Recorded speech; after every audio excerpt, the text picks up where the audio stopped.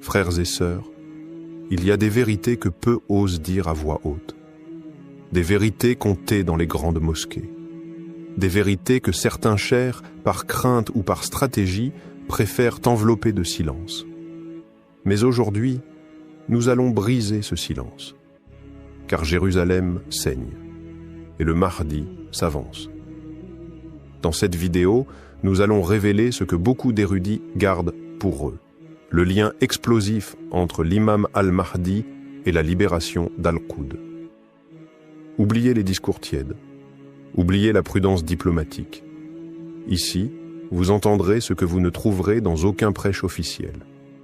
Abonnez-vous dès maintenant à notre chaîne La Foi Islamique, activez la cloche pour ne rien manquer, car les secrets de la fin des temps ne s'adressent pas aux âmes endormies, mais à ceux qui sont prêts à ouvrir les yeux. Bismillah ar-Rahman ar-Raham. Ô Allah, Seigneur des cieux et de la terre, éclaire nos cœurs par ta lumière, purifie nos intentions et accorde-nous la compréhension des signes de la fin des temps. Amin. Partie 1. Jérusalem dans les prophéties, le centre du combat final. Il y a des lieux sur terre qui dépassent les cartes, les géographies et les conflits. Des lieux dont la valeur ne se mesure pas en hectares, mais en siècles de sang, de foi, de miracles et de trahison. Jérusalem, Al-Quds et de cela. Une ville aussi petite que le cœur humain, mais qui contient en elle les secrets de la fin des temps.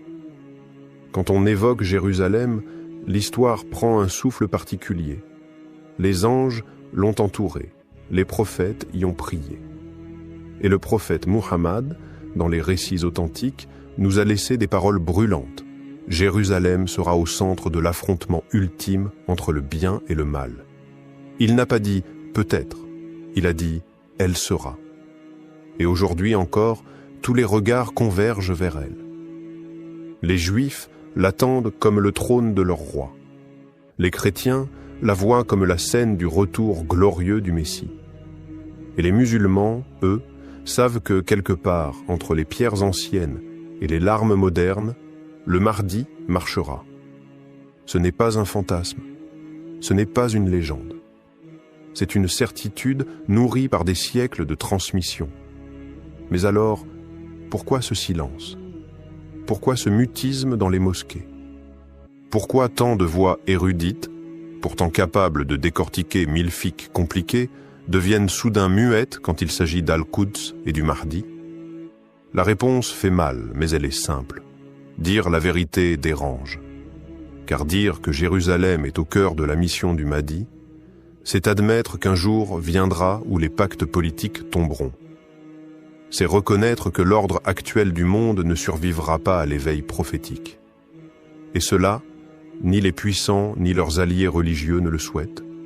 On préfère donc nous parler de patience, de rester tranquille, de ne pas se précipiter.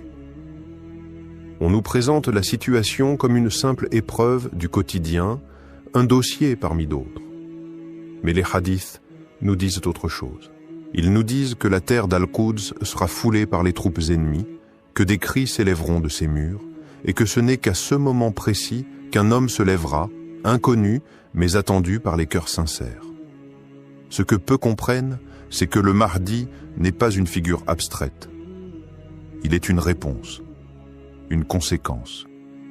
Il surgira par nécessité divine à un moment où l'oppression aura atteint son paroxysme, et Jérusalem sera le cri silencieux qui déclenchera cette réponse céleste. Al-Quds, dans l'ombre de ses minarets, attend. Elle souffre, mais elle sait. Elle sait que son sort est lié à celui du Mahdi. Et tant qu'il ne s'est pas levé, elle restera prise dans les chaînes, regardant vers le ciel, une promesse que beaucoup ont oubliée. Mais ne vous y trompez pas, tout est en place.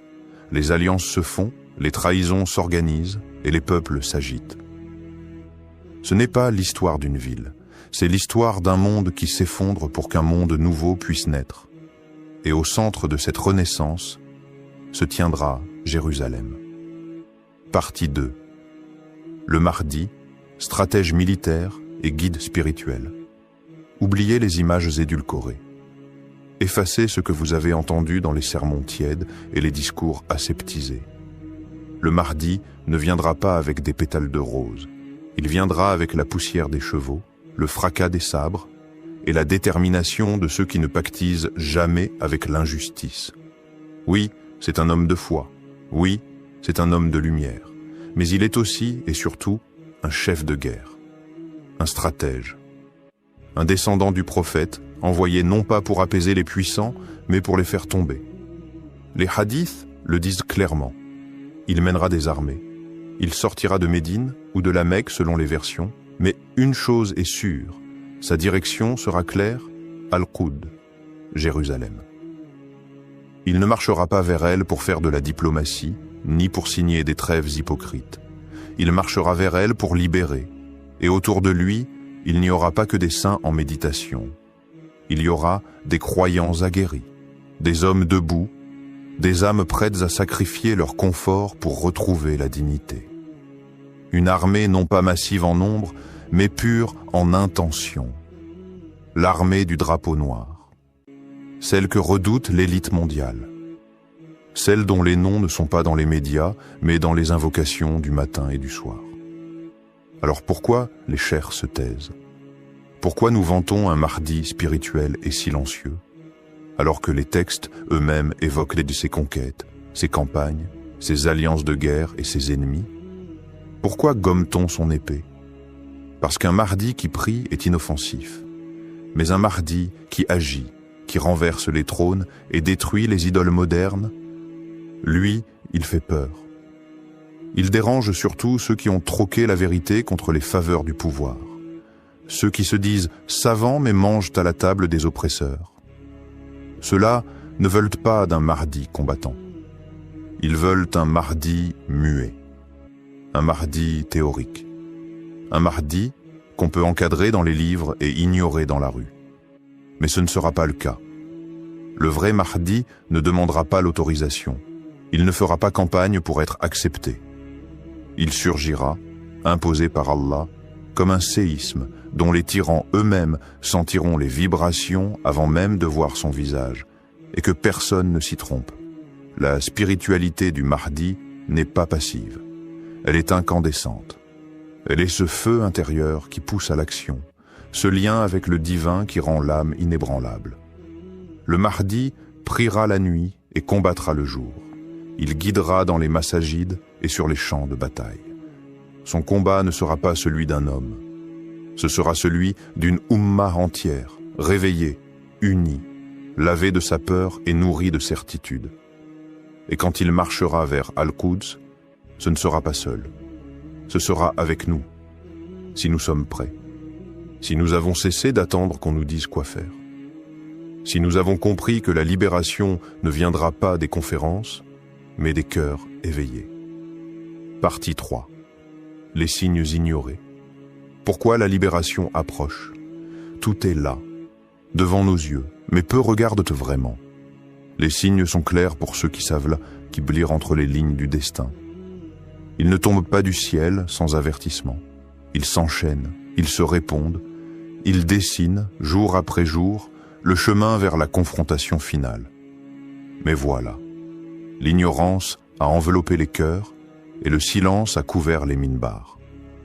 Les textes prophétiques n'ont jamais été aussi vivants. Regardez le monde. Les conflits au Levant, la normalisation avec les ennemis d'Allah, la division des Arabes, l'effondrement moral, les séismes de l'âme et de la terre. Est-ce un hasard si le chaos ronge Al-Quds, pendant qu'une partie de la Oumma fait la sourde oreille? Les hadiths parlent du Khorasan, cette région à l'est, qui verrait surgir une armée de véritables croyants, marchant avec des cœurs de feu et des drapeaux noirs. Une armée qui ouvrirait le chemin au Mahdi.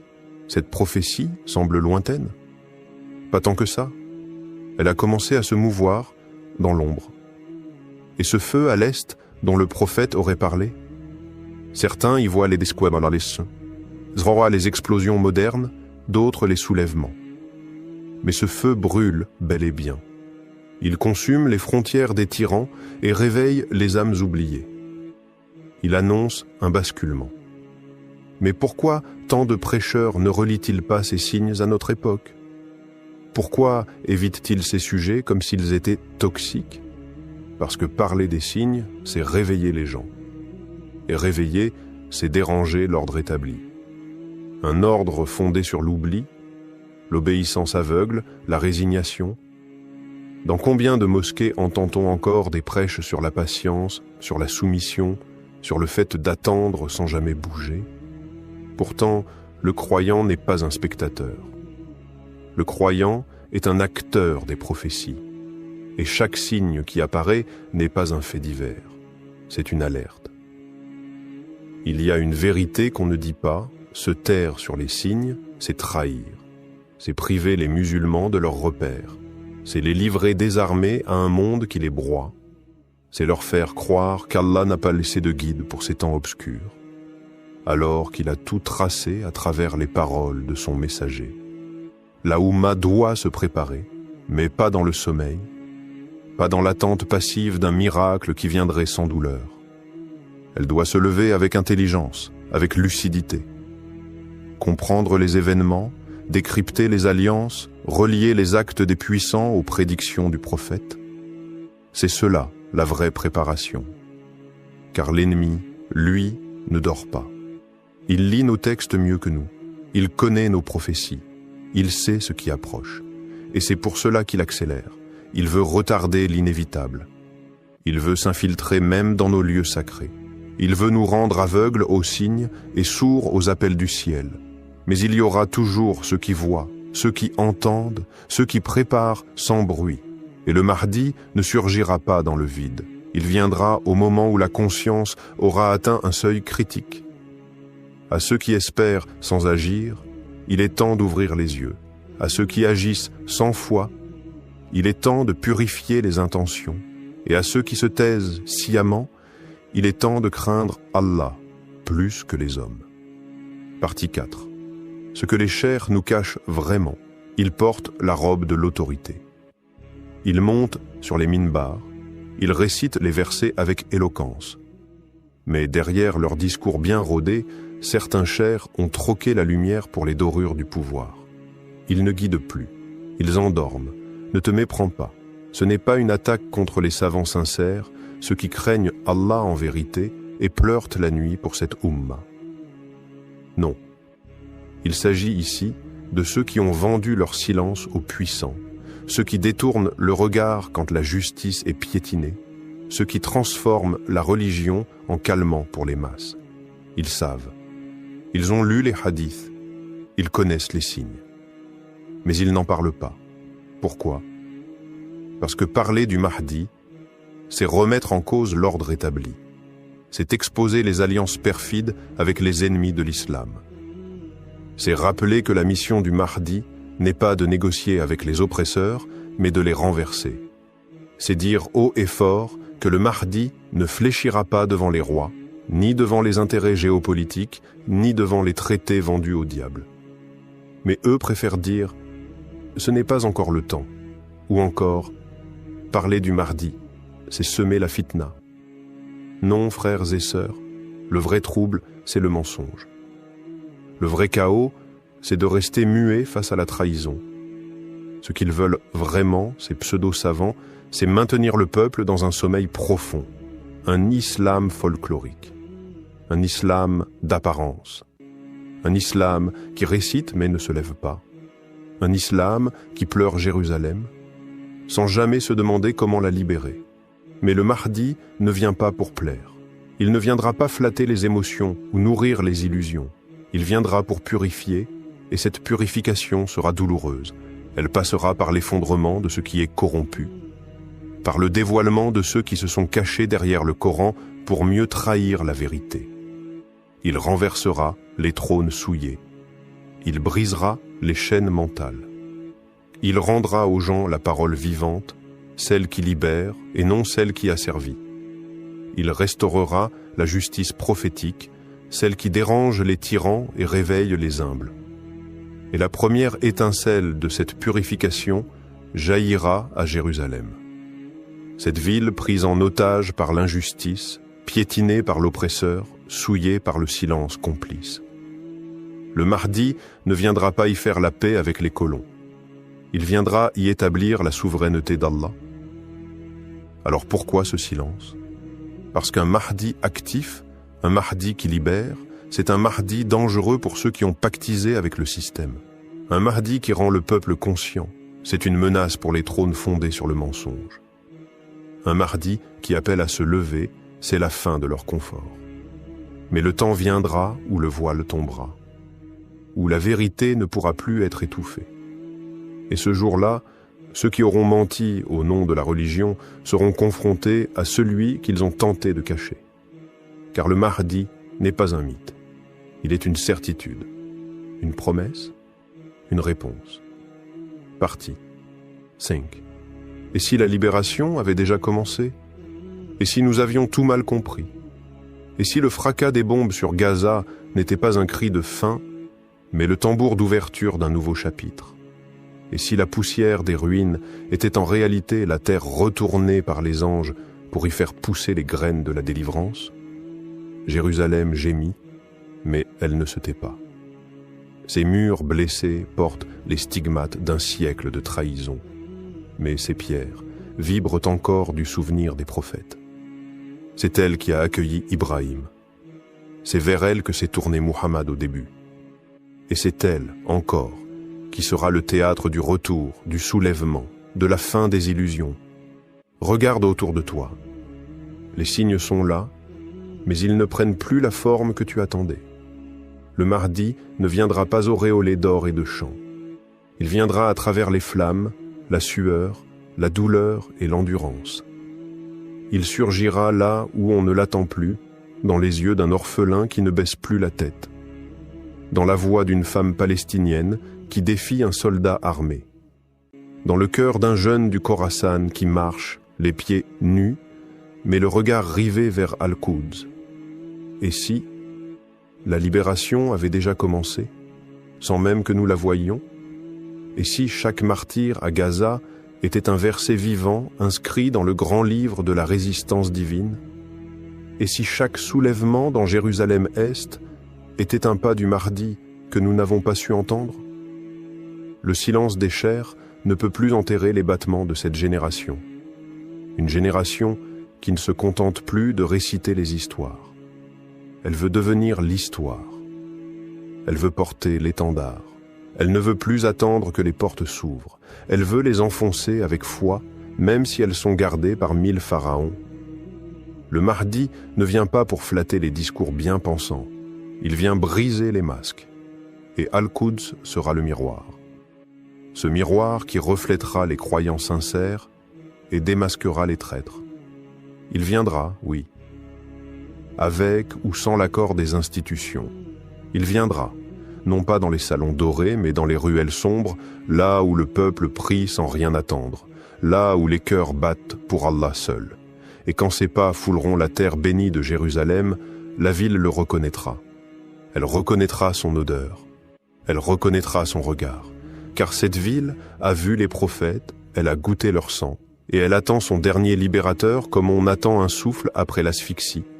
Alors, prépare-toi, pas seulement en scrutant les cieux, mais en purifiant ton cœur, en te levant, en priant, en résistant, en croyant, car peut-être, tu es déjà, sans le savoir, un soldat de cette aube. Gloire à toi, ô Allah, toi qui sais ce que cachent les kolofs et les poitrines, toi qui connais les secrets des temps à venir. C'est entre tes mains que réside la victoire. C'est sous ton regard que les prophéties prennent vie. Et c'est par ta lumière que la vérité jaillira, même si les ténèbres l'encerclent. Nous avons vu dans ce voyage que Jérusalem n'est pas une simple ville. Elle est le cœur battant de la fin des temps. Le Mahdi n'est pas une légende lointaine, mais une réalité prophétique qui frappe à nos portes. Les chairs silencieux ne pourront pas étouffer le rugissement de la vérité. Et le réveil de la Oumma est peut-être déjà en marche, porté par des signes que seuls les cœurs éveillés peuvent lire. Alors, à toi qui m'écoutes, te contenteras-tu de rester spectateur? Ou te lèveras-tu, le cœur pur, les mains vers le ciel, prêt à faire partie de ce qu'Allah a choisi pour accompagner le guide promis? Qu'Allah fasse de toi un veilleur, un priant, un combattant par la foi. Qu'il te garde ferme lorsque le monde tremblera et qu'il t'accorde la vision de Jérusalem libérée. Si cette vidéo a touché ton cœur, abonne-toi maintenant à la foi islamique. Ici, nous ne vendons pas le silence. Nous révélons ce que d'autres taisent. Partage cette vérité. Réveille un frère, éveille une sœur. Et ensemble, marchons vers l'aube, là où Jérusalem verra se lever la promesse d'Allah. Chers frères et sœurs, aujourd'hui, vous allez découvrir un sujet que très peu osent aborder. Une confrontation prophétique, une bataille écrite dans les hadiths bien avant notre époque. Il ne s'agit pas d'un conflit ordinaire, mais d'un duel spirituel, eschatologique, entre la vérité et le mensonge, entre l'imam al-Mahdi et l'État d'Israël. Avant de plonger dans ces révélations bouleversantes, abonnez-vous à notre chaîne La Foi Islamique pour ne rien manquer de nos prochains épisodes sur les grands signes de la fin des temps. Ce que vous allez entendre aujourd'hui pourrait changer votre compréhension de l'actualité mondiale. Restez jusqu'au bout. Bismillah, Ar-Rahman Ar-Rahim. Louange à Allah, le Très-Haut, le détenteur des armées invisibles, le maître du destin et des prophéties. Partie 1. Les prophéties oubliées sur la confrontation avec Israël. Il existe dans la tradition prophétique des paroles que l'on récite sans toujours oser les méditer. Des paroles qui traversent les siècles comme un écho venant de l'avenir, chargé de signes, de vérités dérangeantes et de réalités que beaucoup préféreraient s'enfouir sous le silence. Parmi ces hadiths, il y a celui que rapportent plusieurs chaînes authentiques. L'heure ne viendra pas jusqu'à ce que les musulmans combattent les juifs. Le juif se cachera derrière un arbre ou une pierre. Et l'arbre ou la pierre dira « Ô musulmans, serviteurs d'Allah, voici un juif derrière moi, viens le tuer. » Sahih Muslim. À première lecture, ce hadith choque. Il dérange parce qu'il parle d'un affrontement. Mais ce n'est pas un appel à la haine, ni un encouragement à la violence aveugle. C'est une prophétie, un moment d'histoire future, annoncé par le messager, dans un contexte spirituel, cosmique, où les camps ne sont pas définis par l'origine ethnique, mais par la posture face à la vérité. L'ennemi mentionné ici n'est pas simplement le juif en tant qu'individu. Il s'agit d'un symbole d'un camp, d'un pouvoir, d'une idéologie collective qui s'opposera farouchement à la mission du Mahdi et à la justice divine. D'ailleurs, ce hadith ne parle pas d'un conflit ethnique, mais d'un affrontement eschatologique entre les forces de la foi et celles de l'arrogance ultime dans les derniers instants de ce monde. Ce qui est saisissant dans cette prophétie, c'est l'intervention de la nature elle-même, les pierres, les arbres, des éléments inertes, silencieux, vont se mettre à parler. Pourquoi? Parce que l'injustice sera telle que même la création d'Allah ne pourra plus rester passive. L'arrogance humaine aura dépassé toutes les limites. Et alors, la terre elle-même choisira son camp. Ce hadith, souvent mal interprété ou utilisé par certains pour justifier des discours extrémistes, doit être replacé dans le cadre des grands signes de l'heure. Le Mahdi apparaîtra à une époque où le monde aura sombré dans l'obscurité. Les oppresseurs seront puissants, organisés, dotés de technologies avancées et soutenus par des alliances mondialement établies. L'État d'Israël, qui aujourd'hui occupe la terre bénie d'Al-Qoud, deviendra l'un des centres nerveux de cette opposition finale. Et dans ce tumulte mondial, la prophétie se réalisera. Les musulmans ne chercheront pas cette guerre, mais elle leur sera imposée. Le Mahdi ne sera pas un conquérant avide de pouvoir, mais un restaurateur de l'ordre divin qui devra affronter ceux qui auront refusé la paix et la justice. D'autres hadiths, moins connus mais tout aussi puissants, renforcent cette idée. Le prophète aurait dit « Une armée viendra de la région du Hijaz. Rien ne pourra l'arrêter jusqu'à ce qu'elle atteigne Bayt al-Maqdis. » Ce hadith, bien que sujet à discussion chez les savants, laisse entrevoir une avancée inexorable des forces du bien vers le centre de l'oppression. La confrontation avec Israël ne sera donc pas un accident politique ou militaire. Ce sera l'accomplissement d'un décret divin, un scénario écrit par Allah pour rétablir la balance. Ceux qui auront dominé par la ruse, l'oppression et la corruption verront s'abattre une justice qui ne vient ni des missiles, ni des nations, mais du ciel lui-même. Dans cette prophétie, ce ne sont pas seulement les armes qui parleront, c'est la terre elle-même qui jugera. Le silence des siècles se brisera. Les arbres dénonceront, les pierres parleront. Le monde matériel, longtemps utilisé comme outil d'oppression, deviendra témoin à charge contre ses propres tyrans. Et si cette prophétie nous est parvenue aujourd'hui, ce n'est pas pour nous divertir ou nous effrayer, mais pour nous préparer. Partie 2. Le rôle stratégique de Jérusalem dans la venue du Mahdi. On pourrait croire que Jérusalem est une simple ville, perchée sur quelques collines, prise entre les sables du désert et les vents méditerranéens. Mais ceux qui s'arrêtent à la surface ignorent que cette ville est un nœud céleste, un point de jonction entre le ciel et la terre. Elle ne dort jamais, même lorsque ses ruelles sont silencieuses. Elle entend, elle porte, elle attend. Depuis des millénaires, Jérusalem est le théâtre d'affrontements qui semble dépasser les enjeux humains. Elle est mentionnée dans la Torah, glorifiée dans les évangiles et vénérée dans le Coran comme la première Qibla des musulmans.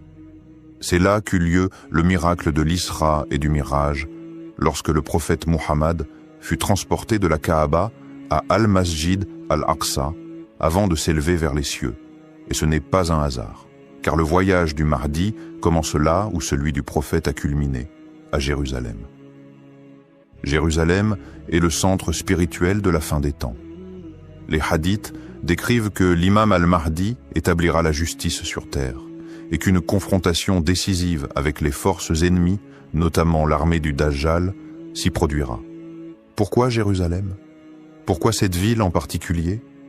Parce que Jérusalem est la ligne de fracture entre les puissances terrestres et les vérités célestes. C'est là que se révélera le mensonge global, et là aussi que triomphera la lumière du Mahdi. En réalité, ce ne sont pas les roquettes, les tanks ou les politiques qui déterminent le destin de cette ville. C'est une promesse divine. Et chaque jour qui passe rapproche son accomplissement. Israël, en s'imposant sur Jérusalem, croit tenir un bastion. Mais la prophétie dit tout autre chose. Le prophète a affirmé « Un groupe de ma communauté ne cessera de se battre pour la vérité, victorieux, jusqu'à ce que vienne l'ordre d'Allah alors qu'ils seront à Jérusalem. » Muslim, Ahmad. Ces gens-là seront les précurseurs. Ceux qui, selon certains avis, accueilleront le Mahdi et lui prêteront allégeance à Jérusalem, ou juste avant. C'est un lieu de ralliement, un point d'union pour la vérité. La ville devient un mihrab eschatologique, un endroit vers lequel converge la prière des cœurs sincères et la stratégie des anges. Mais aujourd'hui, Jérusalem est déchirée. Elle est occupée, surveillée, militarisée. Pourtant, c'est dans cette oppression que les signes se multiplient. Des jeunes résistants qui, sans armes ni stratégie, affrontent les puissances armées. Des miracles cachés dans les ruelles de la vieille ville. Des voix de muezzin qui continuent de s'élever malgré les murs. Tout cela annonce que le sol est vivant. Il prépare quelque chose. Et ce quelque chose, c'est l'arrivée d'un homme, guidé non pas par les intérêts d'une nation ou d'un groupe, mais par la lumière d'une mission divine. Le Mahdi ne choisira pas Jérusalem comme un stratège choisit un champ de bataille. Il y sera attiré, guidé, appelé, car c'est là que l'histoire se dénoue, que les secrets s'accomplissent. Le rôle stratégique de Jérusalem ne se comprend qu'à la lumière des hadiths.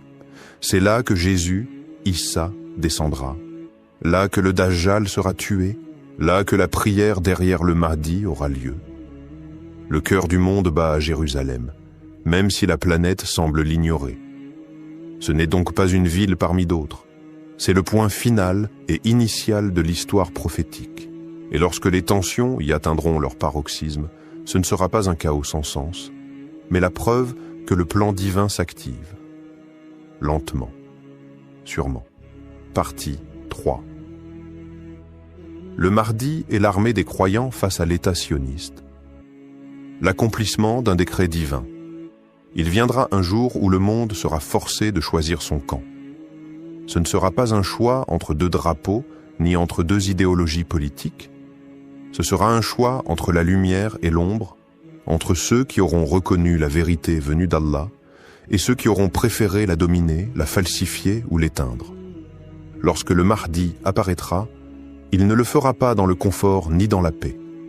Il surgira dans un monde brisé, un monde où l'oppresseur sera célébré et où les peuples soumis vivront dans le silence et la peur. C'est dans ce décor que se lèvera l'armée des croyants. Une armée qui n'aura ni la technologie des superpuissances, ni les milliards des multinationales, mais qui sera portée par la foi, l'amour d'Allah et la certitude des promesses prophétiques. Face à eux se tiendra l'État sioniste, fort de ses alliances, de ses arsenaux, de son influence sur les puissances mondiales. Mais dans la balance divine, la force ne se mesure pas à la quantité des missiles ni au nombre de satellites. Elle se mesure à l'intention, à la vérité défendue et au décret d'Allah. Car ce combat ne sera pas une initiative humaine. Il ne sera pas motivé par la haine ni par la revanche. Il sera le prolongement d'un décret divin. Un décret annoncé depuis des siècles dans les récits prophétiques et que nul ne pourra retarder ni empêcher. Le Mahdi ne mènera pas une guerre de conquête, mais une guerre de purification. Il viendra libérer ce que les puissants ont voulu souiller, restaurer ce que les arrogants ont détruit, la justice.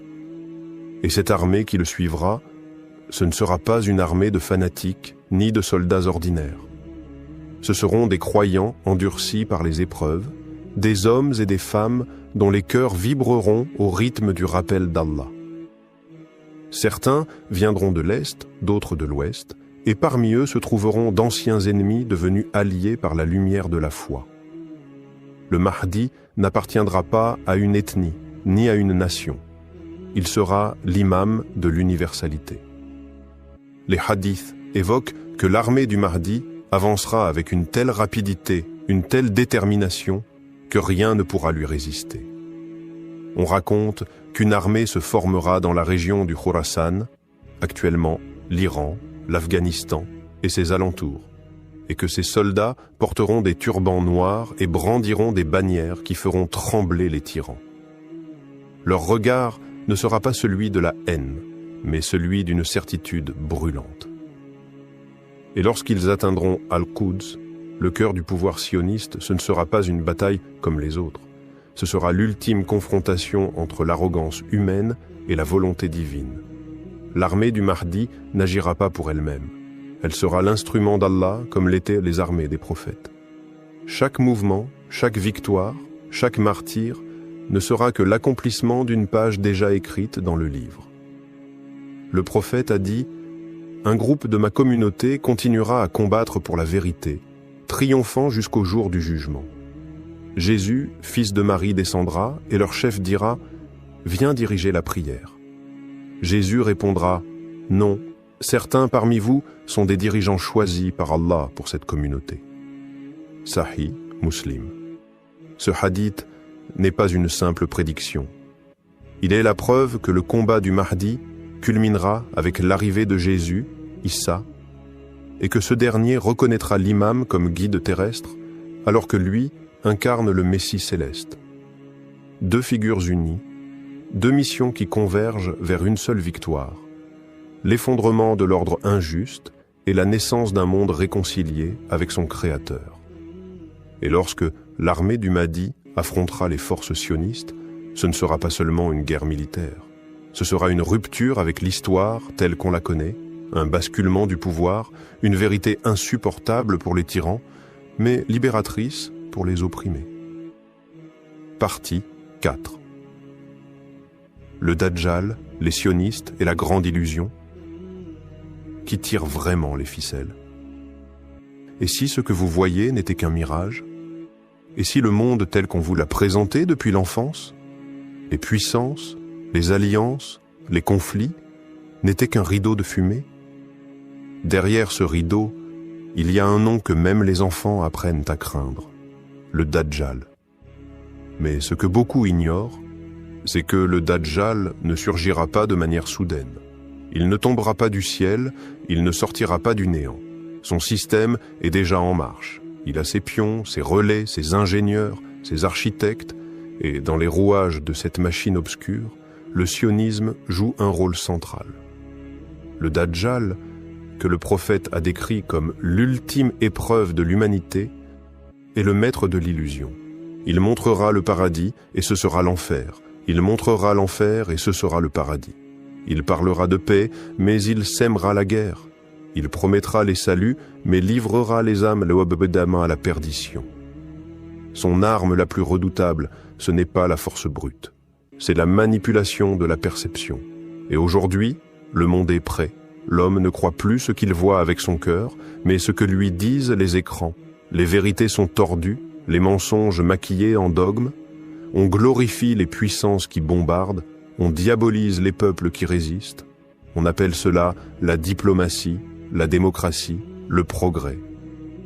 Mais est-ce vraiment cela? Le prophète Muhammad a dit « Il n'y a pas de tribu à qui le Dajjal ne sera pas envoyé ». Et dans une autre version, il viendra avec une illusion si puissante qu'elle séduira même les cœurs fermes, à moins que la miséricorde d'Allah ne les protège. Or, si l'on observe le monde avec un regard lucide, on comprend que le système du Dajjal est déjà actif. Ce système a une capitale, une idéologie, des symboles. Et parmi ses piliers visibles, le sionisme mondial. Attention, il ne s'agit pas ici de parler des Juifs en tant que peuple, car l'islam respecte les gens du livre, mais de cette entité politique et messianique qui prétend préparer la venue de leur Messie, mais en vérité prépare l'arrivée du Dajjal. Les symboles sont là, l'œil unique que l'on retrouve dans les logos, les statues, les films, le contrôle global, les réseaux de surveillance, la digitalisation extrême, la fusion entre l'homme et la machine, tout cela vise à créer une humanité sans spiritualité, une société où le Dajjal pourra régner sans résistance. Et ce n'est pas un hasard si l'État sioniste s'impose aujourd'hui comme un centre technologique mondial, contrôlant des données, des intelligences artificielles, des laboratoires. Ce n'est pas une question de progrès, c'est une guerre contre la vérité. La confusion est telle que ceux qui parlent du Mahdi sont considérés comme dangereux. Ceux qui dénoncent le faux sont qualifiés d'extrémistes. Mais ce que le système ne comprend pas, c'est que le plan divin dépasse ses calculs. Et le Dajjal, malgré sa puissance, est prisonnier d'un délai fixé par Allah. Il apparaîtra, il séduira, mais il sera anéanti. Par Jésus, Issa, dans une scène qui aura lieu non loin de Jérusalem, après qu'il ait tenté de s'imposer comme le Messie attendu. Alors, qui tire les ficelles? Qui contrôle les récits médiatiques, les alliances politiques, les guerres ciblées? Ce n'est pas toujours visible. Mais les croyants savent que derrière les murs, derrière les discours, un empire de l'ombre opère. Et ce que le Mahdi viendra détruire, ce n'est pas seulement une armée, mais toute une matrice fondée sur le mensonge. Le vrai combat est invisible, mais il se rapproche. Partie 5. Le triomphe final. Quand la justice divine s'abat sur l'oppression, le vent souffle doucement sur les terres sacrées de Jérusalem, mais ce n'est plus le vent que nous connaissons. C'est le souffle de la vérité, celui qui précède la pluie bienfaisante de la justice divine. Car bientôt, les ténèbres de ce monde se dissiperont. La fin de la domination des oppresseurs ne sera pas une simple révolte humaine. Ce sera la clarté du ciel sur la terre, l'instant où le Tout-Puissant mettra fin à la tyrannie de l'arrogance. Le Mahdi est arrivé. Non pas comme un homme seul, mais comme l'incarnation de l'espoir d'un monde meilleur, un monde réconcilié avec son Créateur. Sa lumière, éclatante et incontestable, éblouira ceux qui l'avaient ignoré. Car dans l'instant où il se dressera, Les armes des oppresseurs deviendront des fardeaux inutiles, et la terre tremblera sous le poids de la justice qui s'annonce. Ce jour-là, les cieux se feront écho des anciennes promesses d'Allah. Le Dajjal, dans sa fausse gloire, vacillera et tombera. Tout ce qu'il a construit avec des illusions se transformera en poussière. Ces mirages s'évaporeront comme un rêve dissipé au matin. Ce ne sera pas seulement la défaite de son armée, mais celle de son système. Un système qui a traversé les âges, basé sur le mensonge, la division et l'obscurité. La terre, qui a tremblé sous le poids des oppressions, se réjouira à l'aube de la vérité.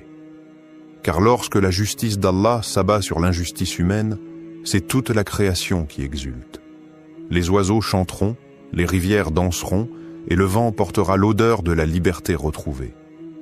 Il est dit dans les hadiths que le Mahdi n'arrivera pas seul.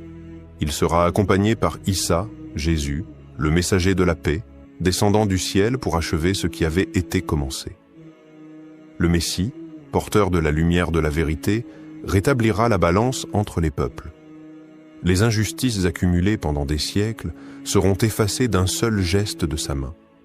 Ce n'est pas une guerre de conquête, c'est une guerre de rédemption. Une rédemption qui ne concerne pas uniquement les musulmans, mais toute l'humanité. Le Mahdi, par sa sagesse et sa foi, rétablira le droit et la justice pour que chaque être humain, qu'il soit croyant ou non, puisse goûter à la paix véritable. Le prophète a dit « Quand le Mahdi viendra, il régnera sur la terre avec justice. Il remplira la terre de justice et d'équité, comme elle a été remplie d'injustice et de tyrannie. » Sahih Muslim. Imaginez un monde où la peur ne gouverne plus, où les chaînes des opprimés sont brisées, où chaque individu, quel que soit son passé, peut se tenir droit sous le ciel d'une justice retrouvée. Ce monde est le fruit d'un effort collectif, porté par ceux qui ont cru dans la promesse d'Allah et qui ont travaillé sans relâche pour voir ce jour arriver. Le Mahdi est l'incarnation de cette promesse. Le chemin du Mahdi est celui de la réconciliation, mais aussi de l'apurement spirituel. Chaque instant de son règne marquera l'élévation de l'âme humaine, de la communauté musulmane, mais aussi de l'humanité entière. Ce n'est pas la vengeance d'un peuple qui réclame sa dignité, mais l'équité d'un créateur qui rétablit l'harmonie perdue. Quand la justice divine s'abattra sur l'oppression, il ne restera que la vérité, pure et éclatante. Ceux qui ont vu la lumière seront sauvés, et ceux qui ont persisté dans les ténèbres seront écartés. C'est alors qu'Allah, dans sa miséricorde infinie, offrira à chaque âme la paix qu'elle a toujours cherchée, mais qu'elle n'avait jamais trouvée. Ce sera le jour de l'accomplissement ultime, lorsque tout ce que nous avons connu jusqu'à ce jour deviendra une légende, un conte raconté sous l'ombre du trône d'Allah. Frères et sœurs, ce n'est pas simplement une guerre de territoire. C'est une guerre entre le faux et le vrai, entre l'obscurité de l'arrogance et la lumière de la foi. Le Mahdi ne viendra pas pour conquérir, mais pour rétablir la justice d'Allah sur une terre défigurée par l'injustice. Sommes-nous prêts à faire partie de ses compagnons? Sommes-nous prêts à tenir bon, même seuls quand les autres fuiront? Car le jour où le Mahdi apparaîtra, les masques tomberont, les alliances se briseront et seule la sincérité restera debout. Abonnez-vous maintenant à la foi islamique et préparez-vous à découvrir dans nos prochaines vidéos ce que les savants, les puissants et les ennemis de la vérité ne veulent pas que vous sachiez. Qu'Allah nous guide, nous protège et fasse de nous les soldats de la vérité.